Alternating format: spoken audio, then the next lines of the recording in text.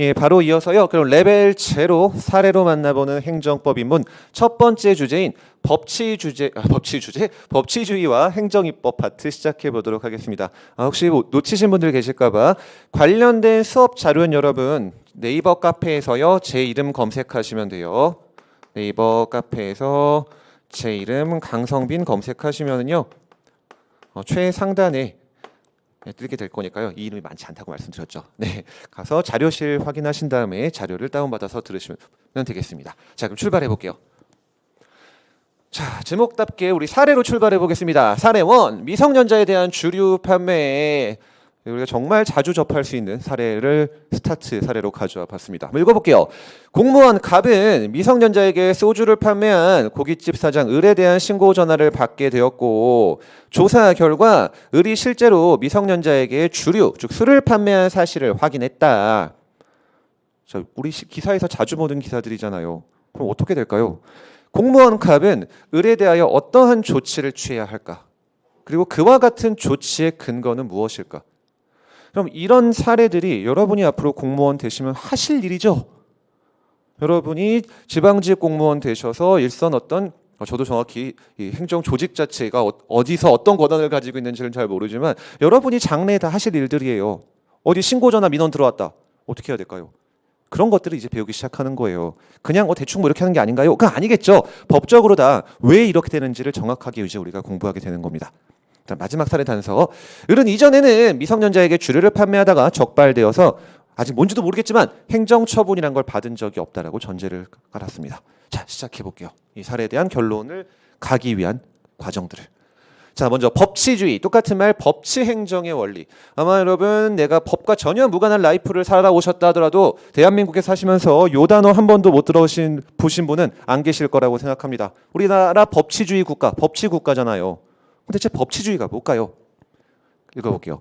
정부의 행정작용은 국회에서 제정한 법률에 근거해서 이루어져야 한다. 행정부가 뭔가 하기 위해서는 국회에서 만든 법률에 근거가 있어야 한다. 그게 바로 법치주의. 똑같은 말 법치행정의 원리라고 합니다. 행정작용의 대표적인 예들을 한번 가볼까요? 당장 세금을 부과한다든지 그 다음 코로나로 인해서 이제는 포스트 코로나라 이제 조금 이 단어 자체가 찾아보기 쉽지 않게 되었지만 작년까지는 정말 우리가 익숙한 단어였죠. 집합금지 명령. 몇 인 이상 모이지 말아라. 몇 시 이후부터 문 닫아라.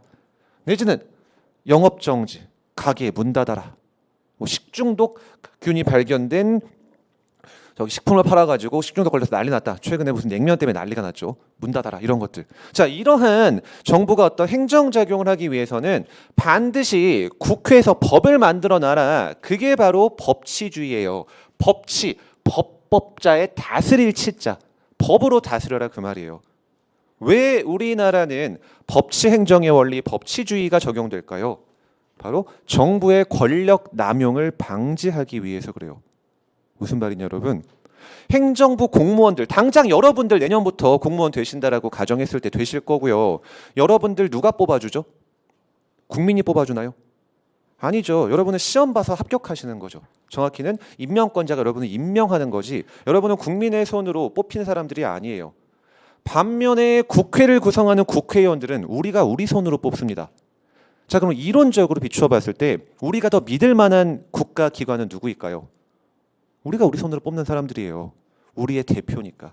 결론적으로 일반 공무원과 달리 국회는 국민의 대표인 국회의원으로 구성되기 때문에 결론적으로 국민을 보호할 지위를 갖는다. 이것이 바로 법치주의의 출발 지점입니다. 역사적으로 여러분 법치주의란 게 왜 생겼냐면은 왕의 권력을 제한하기 위해서 왕한테 딴지 걸기 위해 생겼어요. 왕이 하도 권력을 독재하니까 이제 시민들의 대표인 의회를 구성해가지고 의회에 법이 있어야만 왕이 세금도 거둘 수 있고 뭐 사람도 처벌할 수 있고 이렇게 만든 거거든요. 결론적으로 우리나라에서도 세금 때리고 싶다. 행정부가 마음대로 못 때립니다. 다 국회에서 법 만들어줘야 돼요. 코로나 때문에 최악의 상황을 가정해 볼게요. 코로나가 재창궐해 버렸다. 난리가 났다. 다시 한번 집합금지 명령을 때리고 싶다. 행정부에서 마음대로 못 때립니다. 국회에서 법이 다 있어야 돼요. 물론 실제로 다 법이 존재하죠. 지금 우리나라에서는. 이런 거를 법치행정이라고 원리라고 하고 세부적으로는 두 가지 원칙으로 구성됩니다. 그 첫 번째 법률 우위의 원칙과 법률 유보의 원칙이란 것이 있는데요. 자, 이제 여러분이 지겹게 보실 행정기본법이라는 법의 법조문 하나는 같이 그 노트에서 봐보시도록 할게요. 교재 2페이지가 됩니다. 자, 2페이지 가보시면은요, 큰 숫자 1번 법치주의 적혀 있고 밑에 행정기본법 8조라고 써 있죠, 여러분. 같이 한번 읽어보실게요. 행정작용은 법률에 위반되어서는 아니 되며 법률에 위반돼서는 안 된다. 행정작용은 법 위반하지 말아라. 이게 바로 법률 우위의 원칙이에요. 법이 행정작용보다 더 위에 있으니까 행정작용 넌 법 위반하지 마, 개기지 마 이렇게 되는 거죠. 다음 뒤에 문장. 국민의 권리를 제한하거나 의무를 부과하는 경우와 그 밖에 국민 생활에 중요한 영향을 미치는 경우에는 법률에 근거해야 한다. 법률에 근거한다. 이게 지금 법치행정의 원리에 들어가 있었던 말이었죠. 특히 그래서 이 법치행정의 원리 중에서 행정작용을 하기 위해서는 반드시 국회에서 제정한 법률에 근거가 있어야 된다는 원리를 법률 유보의 원칙이라고 합니다. 우리 행정기본법 8조의 뒷부분에 써 있는 문장이 나타내고 있는 원칙이에요. 그럼 여러분 유보라는 용어조차 뭔가 익숙하지가 않죠. 일상 용어에서 잘 안 쓰는 용어니까. 유보란 말은 근거라고 생각하시면 돼요. 이게 다 일본식 용어이기 때문에 이게 우리가 익숙하지가 않습니다. 우리의 모든 법은 일제 강점기 시절에 그 기초가 만들어졌기 때문에 기본적으로 일본식 용어가 굉장히 많아요. 이제는 민법에서 사라졌는데 저도 처음에 1학년 때 법 공부할 때 제일 이게 뭐야 싶었던 것 중에 하나가 전혀 적으실 필요 없어요, 여러분. 이건 그냥 한 사담이에요. 민법의 최고권이라는 게 있거든요. 최고권. 누가 봐도 베스트 할 권리잖아요. 그게 아니고 야 뭐 좀 해라라고 촉구하는 권리를 최고권이라고 해요. 전혀 와닿지가 않죠. 이게 일본식 용어라 그러는데 여러분은 단어 뜻 그냥 가볍게 다 체크하시면 돼요. 유보는 근거다. 법은 근거가 있어야 된다. 행정작용하기 위해서는. 그 이유 정부의 권력 남용을 방지해서 결국 국민의 권리를 보장하기 위해서 그러는 거예요. 그러면 그 조문을 다시 한번 가보시면요. 국민의 권리를 제한하거나 의무를 부과하는 경우에 특히 국민 생활에 중요한 영향을 미치는 경우에 법의 근거가 있어야 된다 그러고 있죠. 그리고 국민의 권리와 의무 앞으로 이 표현을 세 글자로 줄여서 기본권이라는 표현으로 사용하게 될 겁니다. 혹시나 대학에서 어떤 뭐 정치나 헌법과 관련된 기본 교양 수업 들어보셨다면은 이 기본권이라는 표현은 진짜 많이 들어보셨을 수 있을 텐데 기본권 모든 국민이 인간으로서 갖는 기본적인 권리예요. 결론적으로 행정부의 권력 독재를 방지하기 위한 것도 우리의 기본권을 보장하기 위한 거예요. 우리 기본권이 뭔데? 우리 자유요. 함부로 세금을 때리지 못해서 내 재산의 자유를 보장받을 수 있고 함부로 내 가게 문 닫지 못하게 함으로써 내 영업의 자유를 보장받을 수 있고 함부로 모이지 못하게 못함으로써 내가 사람 마음대로 모여서 놀고 싶은 꼭 논다는 표현도 그러네요. 만나서 모이고 싶은 자유를 보장받을 수 있고 이런 게 다 권리와 의무 기본권이 되는 겁니다. 그리고 이렇게 기본권과 관련된 사항을 국회 행정부가 뭔가 규율 정하기 위해서는 반드시 국회에서 정한 법률에 근거가 있어야 하더라. 자, 그럼 첫 번째 법률 우위의 원칙을 조금 더 세부적으로 살펴보도록 할게요. 이미 행기법 줄여 행기법이라고 할게요. 행정기본법. 행기법을 통해 읽어보신 내용과 똑같은데 행정작용의 내용이 법률에 위반돼서는 안 된다는 원칙이에요. 이렇게만 보면은 아직 잘 와닿지가 않으실 거기 때문에 우리가 실제로 법률 우위의 원칙에 위반되는 사례를 한번 생각해 볼게요. 자, 프린트 가보시면은요. 자, 그 나 법률 우위의 원칙에 밑에 도로교통법 제160조 과태료라고 써 있는 조문을 여러분이 찾아보실 수 있을 겁니다. 찾으셨죠, 여러분? 같이 한번 가볼게요. 도로교통법 제160조 2항 다음 각 호의 어느 하나에 해당하는 사람에게는 20만 원 이하의 과태료를 부과한다. 근데 어떤 경우냐? 제50조 1항을 위반해서 동승자에게 좌석 안전띠를 매도록 하지 않은 운전자. 뭐 법 조문이라 좀 딱딱하게 생겼지만 어떤 내용인지 다 아시겠죠? 조수석 앉았는데 안전띠 안 맸다. 그러면 운전자한테 과태료 부과하겠다 그 말이에요. 과태료 때릴 수 있는 근거가 이렇게 법에 다 규정이 있는 겁니다. 우리가 안전을 위해서기도 하지만 과태료 안 내기 위해서도 안전띠를 매야 되잖아요. 자, 그럼 얼마까지 부과할 수 있다고 되어 있나요? 20만 원이라고 되어 있죠. 법에서 맥시멈 20만 원이라고 딱 정해놓은 거예요. 그랬는데 경찰 공무원이 예를 들어 과태료 30만 원 때렸다. 그럼 그런 행정작용은 어떻게 될까요? 당연히 법률 우위의 원칙에 위반되는 거예요. 법에서 맥시멈 20이라 그랬는데 경찰 공무원 행정부 조직에 있죠. 행정공무원이 30만 원 법에 위반되게끔 과태료를 때려버렸잖아요. 법의 내용을 위반했다. 그게 바로 법률의의 원칙에 위반되게 되는 거예요. 이런 게 대표적인 사례가 되겠고 실제로 그렇게 많이 일어나진 않아요. 이 사례는. 행정부 공무원분들이 바보도 아니고 법에 어긋나게끔 그렇게 많이 하는 일은 없겠죠. 자, 근데 훨씬 중요한 것이 바로 이 법률 유보의 원칙입니다. 여기는 중요 출제 포인트가 되기도 해요. 시험에서. 자, 다시 읽어볼게요. 행정작용이 행해지기 위해서는 법률에 근거가 있어야 된다. 근거랑 똑같은 말이 유보더라. 반대로 말하면은 법에서 정한 게 없으면은 정부는 행정작용을 하고 싶어도 할 수가 없다. 뭐 예를 들어서 도로교통법 규정, 방금 읽어보신 것 같은 규정이 없는데도 안전띠 하셔야죠 라고 과태료를 부과할 수 있냐? 못한다 그 말이에요. 법에 규정이 없잖아요. 특히 우리 행기법에 뭐라 그랬죠? 국민의 권리와 의무에 영향을 미치면 꼭 법률에 근거가 있어야 된다. 과태료를 때리는 거는 나의 재산 실제로는 3만 원이 부과되는데 내 소중한 3만 원에 대한 권리가 제한되죠. 3만 원 뺏어가는 거니까. 무조건 국회에서 만든 법에 근거가 있어야 되는 거예요. 따라서 어떤 법의 규정이 없음에도 과태료를 부과한다. 법률 유보 원칙에 위반되어서 그러한 행정작용은 나중에 다 배우시게 되겠지만 위법하게 됩니다. 그리고 위법한 행정작용은 소송을 통해 날려버릴 수 있게 돼요. 그래서 3만 원 안 내도 되게 돼요. 그 과정이 어떻게 되는지를 우리가 이제 앞으로 다 공부하시는 거예요. 행정법 이런 거 공부하는 거예요, 여러분. 상대적으로 저도 행정법을 잠깐 여담이지만요. 저 대학에서 처음에 입학했을 때 제가 혹시 그 프로필을 보신 분들은 아시겠지만 저는 사회학과로 입학을 했었고 법학과는 중간부터 복수 전공을 했습니다.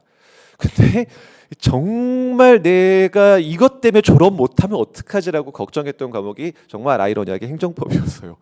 필수 과목이어서 졸업하려면 듣긴 들어야 되는데 더럽게 재미가 없는 거예요, 진짜. 수업도 잘 안 들었고 죄송하지만 교수님께는 책을 보면서 혼자 공부해보려고 했더니 무슨 이상한 뭐 오스트리아 누구 교수가 어떻게 했다더라, 뭐 독일의 어떤 교수님이 어떻게 했다더라 이딴 얘기만 나오고 뭔지 하나도 모르겠어요. 와닿지가 않아요. 여차저차 정말 겨우 감사하게도 교수님의 은혜에 힘입어가지고 어떻게 성적을 주셔가지고 졸업을 했었는데 왜 그렇게 재미가 없었느냐? 잘못 공부해서 그런 거예요. 처음 예를 들어 법을 안 공부한 사람들이 공부하기 좀 재밌을 과목이 형법 같은 거예요. 형법. 어떤 게 범죄고 어떻게 처벌받는지 이런 건 상대적으로 막 액티브하고 재밌거든요. 특히 형법은 범죄 유형들을 막 배워요. 요거는 명예훼손이다. 이렇게 하면 뭐 살인이다. 이거 하면 뭐다. 이런 거 꽤나 재밌습니다. 판례가 되게 액티브해요. 막 사실관계가 눈에 그려지는 것 같아가지고. 근데 이 행정법은 잘못 공부하면은 처음 공부할 때 이렇게 사례 중심으로 안 공부하고 법률 유보란 무엇이고 그래서 유보란 또 무엇이며 이렇게 개념 중심으로 공부하면 정말 지루하고 재미없게 되거든요. 사례 중심으로 내가 이 법을 왜 공부하는지 항상 생각하셔야 돼요.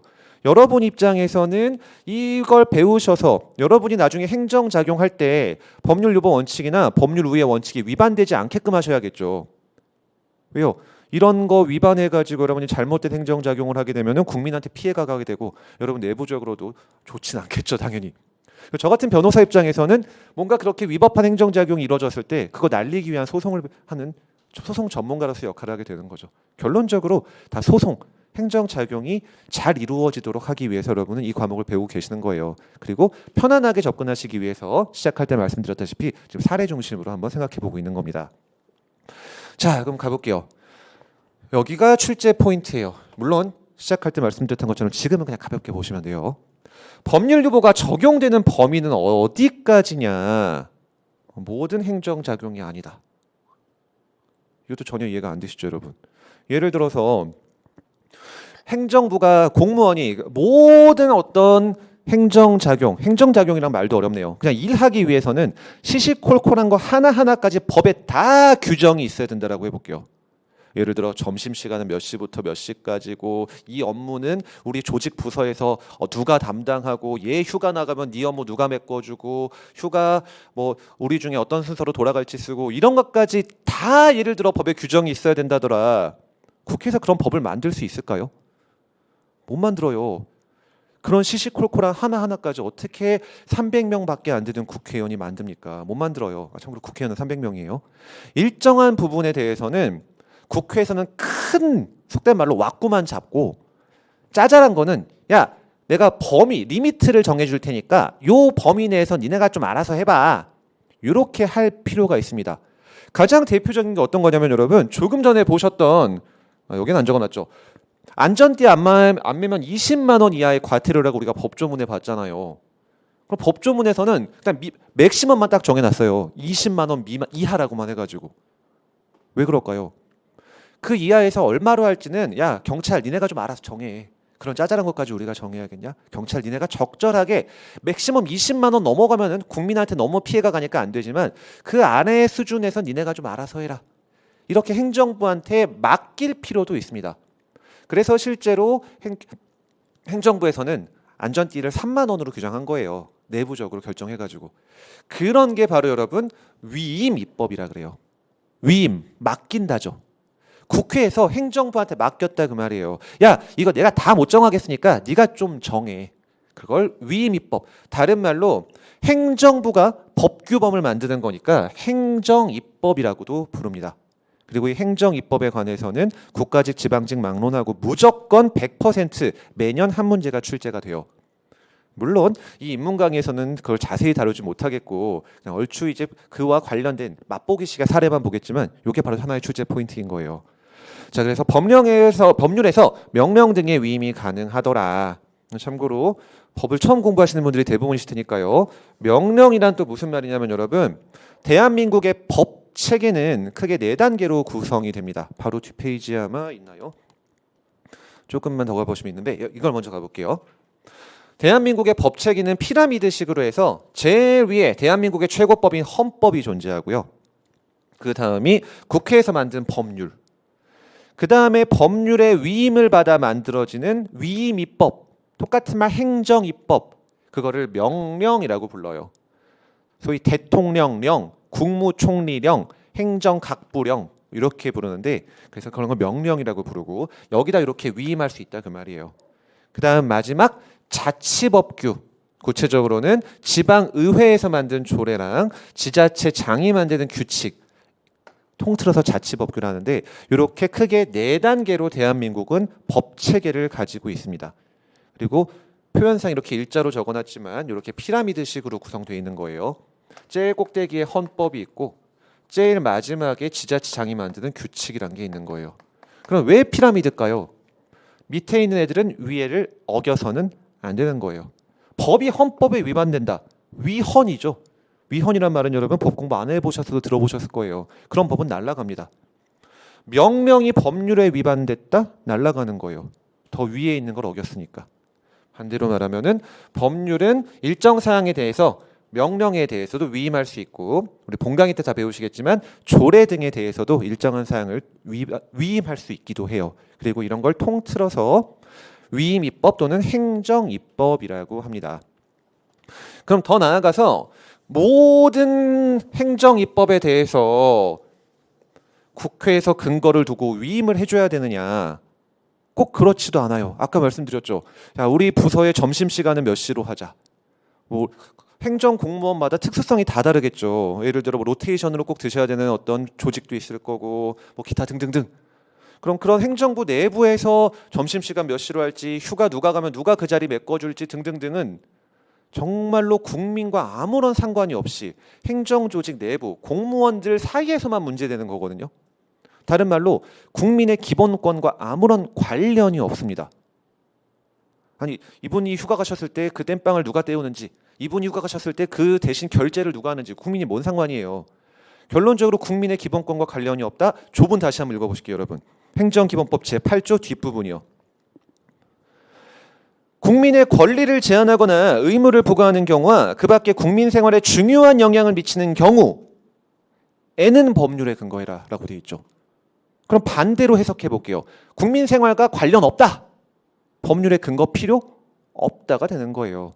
이런 거를 행정규칙이라고 하는데 곧 배우시게 될 거예요. 한마디로 국민의 기본권과 관련 없으면 행정부가 알아서 만들면 되는 겁니다. 우리 점심시간은 누가 어떻게 돌아가서 하든지 우리 이번 연도에 휴가는 뭐 어떻게 쓰도록 하든지 등등등 알아서 정하면 돼요. 국민과 아무런 상관이 없으니까. 다만 그렇지 않고 국민의 기본권과 관련된 거는 반드시 법률의 근거를 두고 위임을 해야 한다. 또 하나 이따 문제로도 풀어보실 텐데요. 다음 시간에 그럼 꼭 법률로만 기본권을 제한할 수 있냐? 그렇지도 않다. 법률의 근거를 두면은 대통령령이라는 행정입법으로도 국민의 기본권을 제한할 수 있고 법률의 근거만 두면은 총리령이라는 위임입법, 행정입법으로도 국민의 기본권을 제한할 수 있게 되는 거예요. 조금 이따가 사례를 통해 다 보실 거예요. 자, 그러면은 사례 1의 중간 결론을 내볼게요. 여러분 교재 3페이지를 가보시겠습니다. 자, 결론이 금방 나왔죠. 자, 같이 프린트를 통해서 읽어보실게요. 공무원 갑이 고깃집 사장 을에게 일정한 조치, 즉 행정작용을 하기 위해서는 국회에서 제정한 법률의 근거가 있어야만 한다. 그걸 우리 법률 유보의 원칙이라고 지금 계속 배우시고 있는 거죠. 자, 그리고 밑에 식품위생법을 가져왔습니다. 참고로 여러분, 이 식품위생법 조문이 어떻게 써져 있는지 전혀 외우실 거 없어요. 이건 우리가 사례를 그냥 연습하기 위해 가지고 제가 한번 가져온 거고 여러분 이 조문을 외우셔야 되는 건 전혀 아니에요. 그냥 요런 게 실제로 법조문이구나. 이런 게 내가 나중에 공무원 되면은 이런 법 보면서 일하겠구나. 그런 느낌만 받으시면 돼요. 자, 식품위생법 75조 1항 읽어볼게요. 등등등은 영업자가 다음 각 호의 어느 하나에 해당하는 경우에는 영업허가 또는 등록을 취소하거나 6개월 이내의 기간을 정해서 영업의 전부 일부를 정지하거나 영업소 폐쇄를 명할 수 있다. 말 참 길게 써있지만 영업 취소해버리던지 6개월 맥시멈으로 해가지고 영업 정지할 수 있다 그 말이에요. 어떤 경우에요? 바로 밑에 13호 44조 1항 또는 2항 등을 위반한 경우라고 써있죠. 자, 그럼 밑에 있는 식품위생법 44조 2항을 먼저 읽어볼게요. 식품 접객 영업자는 청소년 보호법에 따른 청소년에게 다음 각 호의 어느 하나에 해당하는 행위를 해서는 안 된다. 청소년에게 주류를 제공하는 행위. 요거 딱 지금 위반했잖아요. 청소년한테 술 팔면은. 그럼 44조 2항 위반했으니까 75조 1항에 따라 가지고 영업 취소하든지 6개월 맥시멈으로 해서 영업 정지할 수 있겠죠. 법률의 근거가 딱 있네요. 자, 그리고 근데 마지막 75조 5항을 가보실게요. 75조 5항. 동그라미 오라고 써있는 게 5항이에요. 행정처분의 세부 기준은 위반 행위의 유형과 위반 정도 등을 고려하여 여기가 포인트입니다. 총리령으로 정한다. 아까랑 똑같아요. 법에서는 딱 맥시멈만 정해놓은 겁니다. 야, 영업 취소하든지 맥시멈 6개월로 해가지고 영업 정지 때려라. 야, 근데 그거 어떻게 내가 법에서 일일이 다 요거는 요렇게 해라라고 하겠냐. 행정부 니네가 만들어. 누구한테 뭘 하고 있죠? 국무총리한테 네가 만들어라고 위임을 하고 있는 거예요. 이게 바로 위임의 근거 규정이에요. 총리령으로 정한다 이 부분이요. 그럼 총리령에는 어떤 내용이 규율될 것이 우리 예상되나요? 이 75조 5항에 따라 가지고 미성년자한테 술 팔았을 때 어떤 경우에는 영업 취소, 어떤 경우에는 영업 정지 몇 개월 이런 세부적인 기준이 마련되겠죠. 그게 바로 행정입법, 위임입법이 되는 거예요. 이 법률에 근거해가지고요. 그리고 그것이 바로 행정입법 파트가 시작되는 지점이 되는 겁니다. 다시 앞으로 한번 돌아와 보시면 여러분 사례의 중간 결론이죠. 공무원 갑은 고깃집 사장님 을에 대해서 식품위생법, 정확하게는 식품위생법 총리령에서 정한 기준에 따라 영업을 취소하거나 정지할 수 있겠죠. 구체적인 기준은 아직은 우리가 그 총리령을 보진 않아서 모르겠어요. 자, 계속 가볼게요. 자, 그럼 행정입법은 무엇이냐? 행정부가 만든 법규범이더라. 입법이란 말이 문자 그대로 법을 만든다, 규범을 만든다는 뜻이에요. 네, 여러분이 한 가지 기억하셔야 되는 법학 용어가 등장합니다. 일반적, 추상적 규범. 일반 추상이라는 용어를 기억하셔야 돼요. 지금부터 열심히 외우실 필요는 없고요. 그냥 가볍게 한번 이런 게 있구나 보시면 돼요. 일반적이라는 말은 그 규율, 그 규범이 불특정 다수인에게 적용된다는 뜻이에요. 즉 어떤 특정한 딱 한 사람만 찍어가지고 적용되는 법이 아니라 대한민국 모든 사람에게 다 적용되는 거다. 그럼 식품위생법 내지는 식품위생법 총리령 모든 대한민국의 사람들한테 다 적용되겠죠. 그게 바로 일반적이란 뜻이에요. 두 번째, 추상적이란 말은 특정 사건이 아니라 불특정한 사건에 대해서 적용된다는 뜻이에요. 실제 어떤 이벤트가 발생했을 때 그 이벤트에 딱 찍어가지고 이 법은 오직 그 사건을 규율하는 걸 목적으로 한다.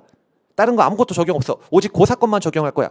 이런 게 아니라 앞으로 일어날 모든 사건에 대해서 다 적용되는 법의 성질을 추상적 규범이라고 합니다.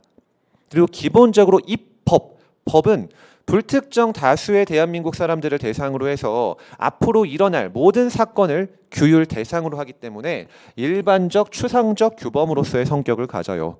이거는 모든 법규범의 공통적인 성질이에요.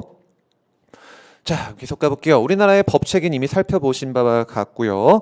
다시 행정부가 만든 명령과 지방자치단체에서 만든 조례와 규칙, 자치법규를 합쳐서 통상 행정입법이라고 부릅니다. 근데 행정입법은 세부적으로 살펴보면은 다시 두 가지 종류로 나누어지게 되고 얘네들 구분하는 것이 가장 중요한 행정입법의 출제 포인트예요. 아까 여기서 무조건 한 문제 나온다고 말씀드렸죠. 그 중에서 가장 키가 되는 게 아직 뭔지는 전혀 모르겠지만 법규 명령이라는 행정입법과 행정규칙이라는 행정입법 두 가지를 구분하시는 것이 됩니다. 그럼 순서대로 가볼게요. 먼저 법규 명령이란 무엇이냐? 법률 또는 상위 법령의 위임을 받아서 제정된 행정입법을 말한다. 포인트는 위임을 받아서 만들어진 행정입법이에요. 법에서 야 네가 만들어라라고 위임했다입니다. 그럼 우리 아까 사례에서 식품위생법 75조 5항에서 뭐라고 규정하고 있었죠? 행정처분의 세부 기준은 총리령으로 정한다라고 했었죠. 위임했잖아요. 그럼 그렇게 만들어진 총리령의 법 규정이 바로 법규 명령이 되는 거예요. 그럼 법규 명령의 가장 중요한 특징은 무엇이냐? 국민에 대해서 대외적인 구속력을 갖습니다. 요 말이 어떤 의미인지 아직은 잘 와닿지 않으실 텐데요. 결과적으로 법규 명령과 구분해서 수험적으로 기억하셔야 되는 바로 뒤에 보실 행정규칙과 구분되는 가장 큰 차이점이 이 대외적인 구속력이란 것이 인정되냐 안 되냐예요. 자, 대외적 구속력이 인정된다는 말은 밑의 의미로 바꿔서 해석하시면 훨씬 편하십니다. 만약 어떤 행정작용이 법규 명령을 위반해 버렸다. 그럼 그 행정작용은 그 자체로 법을 위반한 위법한 행정작용이 되어서 사후적으로 소송을 통해 날아갈 수 있게 됩니다. 그런 거를 대외적 구속력을 갖는 법규범이라고 해요. 행정작용이 어떤 규범을 위반했을 때 대외적 구속력이 있는 규범을 위반했다. 그 행정작용은 그 자체로 위법하게 된다. 잘 안 와닿죠 아직. 사례를 가볼게요. 자, 3페이지 여러분 밑에 내려가 볼게요. 3페이지 밑에 청소년보호법 28조라고 적혀있죠 여러분. 자, 제목 읽어볼게요. 법조문에 청소년 유해 약물 등의 판매 또는 대여 등의 금지. 느낌 딱 오시죠? 청소년 유해 약물이 뭘까요? 술, 담배 말하는 거예요. 뭔가 유해 약물 그러니까 뭔가 꼭 마약 막 이런 것만 있는 것 같지만 물론 마약도 포함되는 거고 술, 담배도 다 유해하죠. 자, 28조 1항 읽어볼게요. 누구든지 청소년을 대상으로 청소년 유해 약물 등을 판매, 대여, 배포하거나 무상으로 제공해서는 안 된다. 뒤에가 포인트입니다. 다만 교육, 실험, 치료를 위한 경우로서 대통령령으로 정하는 경우는 예외로 한다. 청소년한테 술, 담배 같은 게 허용이 되는 예외를 정해놓고 있습니다. 어떻게요? 교육, 실험, 치료 목적. 가운데서 세부적으로는 야 이거 우리가 다 안 정할 테니까 행정부 네가 정해. 대통령한테 위임하고 있죠. 그래서 대통령령이라는 행정입법이 만들어지는 거예요. 그리고 위임을 받았으니까 바로 법규 명령이 되는 겁니다. 그리고 바로 밑에 청소년보호법 시행령이라고 적혀 있죠. 자, 이런 이제 용어는 여러분이 어쩔 수 없이 다 외워주셔야 되는데 대통령령을 시행령이라고 불러요. 대통령의 이름으로 만들어진 행정입법, 그게 대통령령이고 그걸 다른 말로 시행령이라고 부릅니다. 자, 시행령 24조 읽어볼게요. 법 제28조 1항 단서에서 대통령령으로 정하는 경우란 다음 각호의 경우를 말한다. 방금 본 그 세부적인 예시를 구체화시켜주고 있죠. 이제 1호 청소년을 보호 감독할 수 있는 실질적인 지위에 있는 자가 청소년 유해약물 등을 교육 또는 실험용으로 사용할 것을 전화 등을 통해서 확인했다. 정말 쉽게 생각해 볼게요. 청소년을 보호 감독할 수 있는 실질적인 지위에 있는 자, 엄빠죠. 엄빠가 술 내가 교육을 시켜주기 위해서 예를 들어 같이 한잔한다. 뭐 전화 등을 통해 확인해주면 해도 된다 그 말이에요. 다음 2호 의료법에 따라 의사나 치과의사로부터 발급받은 처방전에 포함되어 있다. 문자 그대로 정말 심각하게 아픈 친구여가지고 처방전에 마약류 관련된 내용이 들어가 있다. 처방 들어가야겠죠. 고통을 경감시켜주기 위해서. 이런 경우에는 청소년 유해 약물을 판매, 대여, 배포, 무상 제공이 가능하다 그 말이에요. 자, 근데 어떤 행정작용이 이루어졌는데 이 시행령에 위반해서 이루어졌다라고 해볼게요. 예를 들어 뭐 교육 또는 실험용으로 엄빠로부터 전화로 확인받았는데도 불구하고 미성년자한테 술 팔았다고 영업 정지를 때린다든지 영업 취소를 한다든지 될까요? 안 된다 그 말이에요. 법에 허용된다라고 하고 있잖아요. 근데 법에서 허용된다고 말했음에도 불구하고 어떤 행정작용이 그 시행령의 내용에 위반돼 가지고 행정작용을 때려버렸다. 그 행정작용은 그 자체로 위법하게 됩니다. 그리고 위법하게 되면은 결론적으로 소송을 통해 날아가게 된다라고 했는데 그 부분은 내일 다 설명을 드리게 될 거예요. 자, 다시 그럼 앞에 슬라이드로 돌아보시면은요. 이 법규 명령의 종류는 방금 보신 것처럼 대통령 명의로 나가는 행정입법인 대통령령, 다른 명로 시행령, 또는 국무총리나 행정각부 장관의 명의 이름으로 나가는 총리령, 부령으로 구분이 되고요. 총리령, 부령을 통틀어서 통상 시행규칙이라고 불러요. 그래서 법규명령은 통상 시행령, 시행규칙 이렇게 표현하기도 합니다. 자, 이상의 내용이 바로 위반될 경우에 그 자체로 행정작용을 위법하게 만드는 효과를 갖는 법규명령이라면은 다음 페이지 행정규칙이란 것이 있습니다. 여러분 교재로는 이제 4페이지가 되죠. 법규명령과는 구분되는 내용인데 어디가 포인트가 되느냐, 일단 이게 제일 중요하다 그랬죠 여러분. 대외적 구속력이란 것이 있는지 없는지. 법규명령은 있다. 그래서 위반하면 그 자체로 위법하다. 아직 뭔지는 모르겠지만 행정규칙은 대외적 구속력이란 것이 존재하지가 않아가지고 설령 어떤 행정작용이 행정규칙에 위반해서 이루어졌다 하더라도 그러한 행정작용이 반드시 위법하게 되는 건 아니에요. 그럼 대체 이게 뭐길래 그러느냐, 예를 먼저 한번 가볼게요. 여러분이 가장 수험적으로 나올 만한 예는 아니지만 가장 직관적으로 이게 행정규칙이겠구나 라고 이해하실 만한 예를 가져왔는데, 서울시 공무원 당직근무 규칙 국민이랑 관련 있나요? 아무 관련 없죠. 서울시 공무원들이 당직근무 어떻게 돌아가면서 할지 행정조직 내부적으로 공무원들에게만 적용되는 일정한, 회사로 따지면 회사 내규예요. 회사 사규. 공무원에게도 어떤 사규가 존재하겠죠. 그게 바로 행정규칙이에요. 또 하나 읽어볼까요? 경찰 공무원 체력관리 규칙. 네, 경찰 공무원들 체력이 정말 중요하겠죠. 그렇지만 일반 국민들의 이 체력관리 규칙이 어떻게 상관이 있나요? 저 또한 이제 군복무 장교로 복무하는 시절에 길게 복무했죠. 3년을 넘게 복무하면서 이제 체력 관리원이 뭐라 그러더라? 매년 한 차례씩 어쨌든 체력 시험을 봐가지고 3km 몇 분 안에 통과해야 돼요. 7분 몇 초였나 그랬어요. 매년 죽는 줄 알았습니다. 진짜 몸이 안 돌아가지고. 자, 그러한 규칙을 정해놓은 거, 7분 몇 초 안에 모든 장병들이 체력 시험 통과해야 된다. 법규 명령일까요? 행정규칙일까요? 다 행정규칙이에요. 일반 국민과 무슨 상관이 있어요? 아무런 관련이 없죠. 결론적으로 어떠한 행정작용이 이루어졌는데 그런 행정규칙에 위반됐다고 하더라도 국민에게는 아무 관련이 없기 때문에 그 행정작용을 그 자체로 위법하다라고 할 수 없습니다. 이런 걸 종합해서 행정규칙을 정의 내려보면 이렇게 정의가 내려져요. 행정부 내부적으로 사무처리, 우리 업무 처리 어떻게 할지 그 기준을 정하기 위해 만들어진 행정입법이고, 또 하나 중요한 거, 국회의 위임도 필요 없어요. 국회의 위임 없이, 다른 말 별도의 법적인 근거 없이 마련된 행정입법을 말합니다. 그럼 왜 국회 위임이 필요 없을까요? 우리 공부하셨던 행정기본법 8조 또 뒤에 부분이랑 완벽하게 연결되는 개념이에요. 법률유보 원칙이랑. 아까 법률유보 원칙 행기법 8조 어떤 경우에 법률의 근거가 있으라 했죠? 국민의 기본권과 관련되는 경우에, 국민의 권리 의무랑 관련되거나 중요한 생활관계를 규율하는 경우에만. 행정부 내부적으로 업무 처리 어떻게 할지 아무 상관없잖아요, 국민이랑. 따라서 법률유보 원칙 적용도 안 되고, 국회가 별도로 법적인 근거 규정을 만들어 놓고 없이, 똑같은 말, 위임하지 않았다고 하더라도 알아서 만들 수가 있는 겁니다. 왜냐? 행정부 내부적으로만 의미가 있지 국민에 대해서 아무런 효력이 없기 때문에 그래요.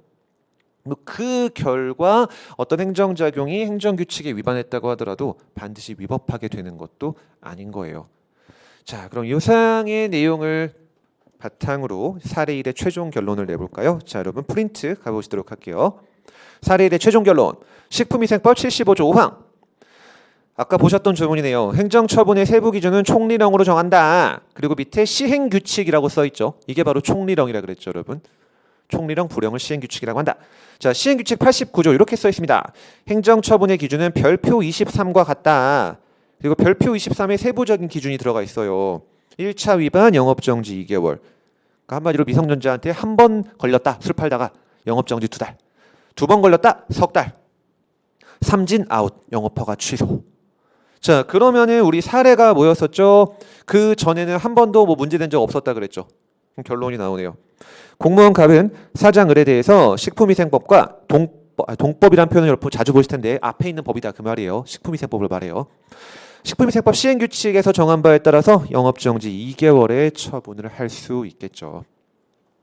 참고로 여기 정말 중요한 쟁점이 하나 나와 있는데 식품위생법 시행규칙 별표 23은 시행규칙, 총리령, 즉 법규 명령의 형식으로 만들어져 있지만 그 실질은 행정규칙이 됩니다.